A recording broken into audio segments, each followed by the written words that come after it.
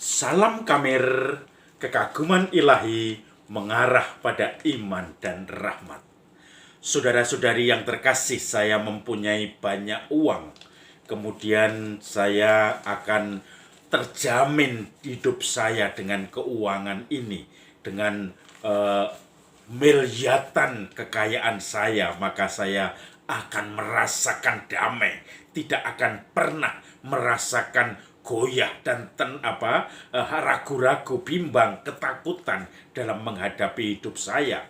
Apalagi kalau setiap bulan sudah keluar uang ini bertambah di dalam pundi-pundi saya.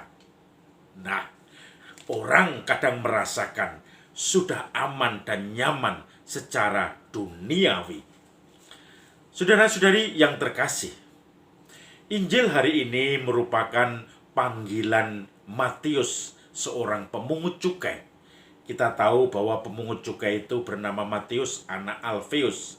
Dan dalam Injil hari ini, Yesus bertemu dengan Matius yang duduk di kursi atau bangku cukai, yang menerima pajak cukai dari warga masyarakat Yahudi untuk disetorkan ke Romawi.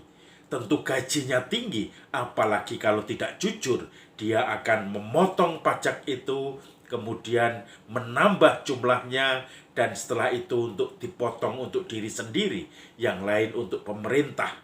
Karena pemerintah hanya mewajibkan sekian, dia bisa menambah.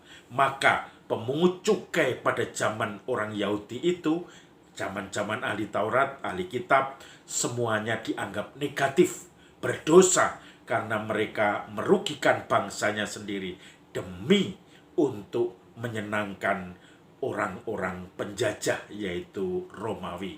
Dan selisih kekayaan itu, selisih dari pajak akan menjadi kekayaan mereka. Kita ingat kasus Gaius dalam perpajakan dulu. Nah, saudara-saudari yang terkasih, setelah itu Matius, bahkan juga orang-orang yang dianggap pendosa, pemungut cukai yang lain, kemudian orang-orang berdosa itu makan minum bersama Yesus. Maka orang-orang Farisi dan ahli Taurat mengatakan, mengapa orang ini makan minum bersama orang berdosa?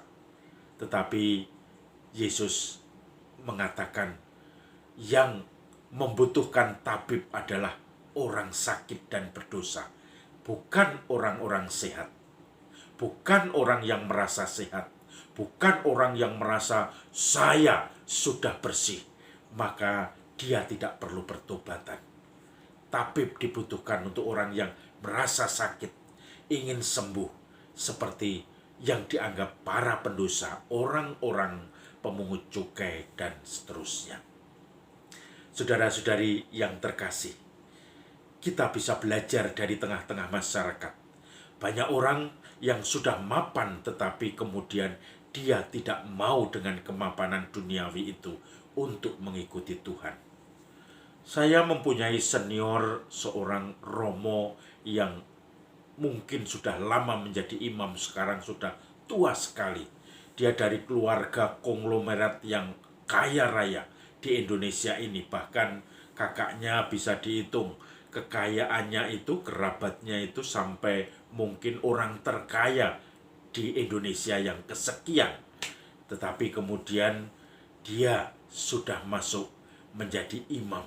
Saya tidak tahu prosesnya seperti apa, tetapi dari proses pergulatannya saya bisa membayangkan kemapanan seperti Matius yang sudah ada di depan pemungut sebagai meja, di depan meja pemungut cukai, itu seakan-akan hilang.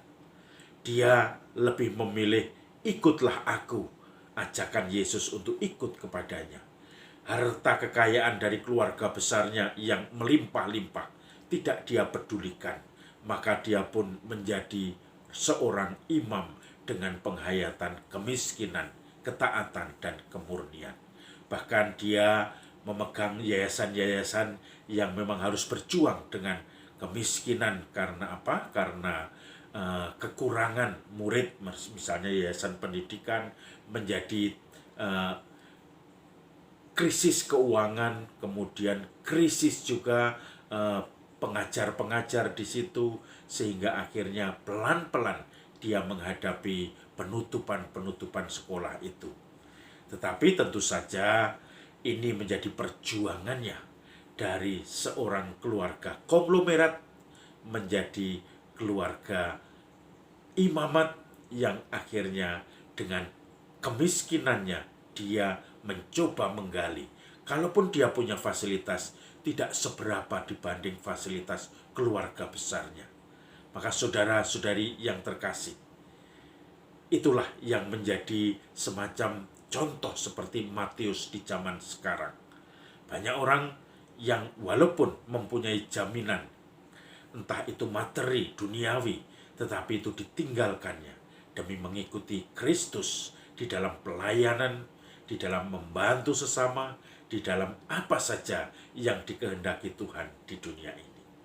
Maka mari kita renungkan, apakah kita masih terikat kepada barang-barang duniawi yang melekat sehingga pikiran, perkataan, kehendak kita selalu mengarah kepada duniawi itu.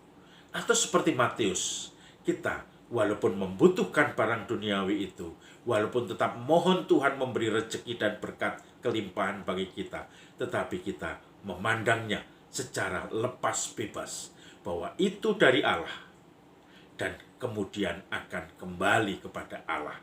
Kita diberi amanah untuk mengelolanya. Salam Kamir, kekaguman ilahi mengarah pada iman dan rahmat.